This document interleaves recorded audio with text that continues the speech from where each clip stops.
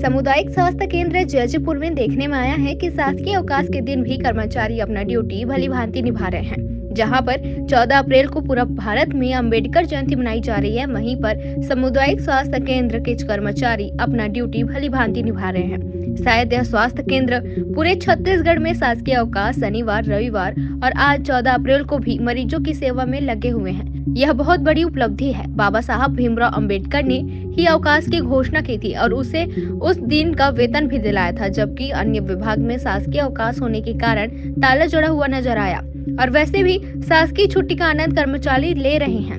इस तरह से ब्लॉक मेडिकल अफसर डॉक्टर शशि प्रभा बंजारे ने अपने अधीनस्थ कर्मचारियों को सतर्क कर दिया है कि वे शासकीय अवकाश के दिन भी अपना कर्तव्य को भली भांति निभा रहे हैं, जो कि सामुदायिक स्वास्थ्य केंद्र एवं स्वास्थ्य में विभाग में यह बहुत बड़ी जयपुर के लिए उपलब्धि साबित हो रही है।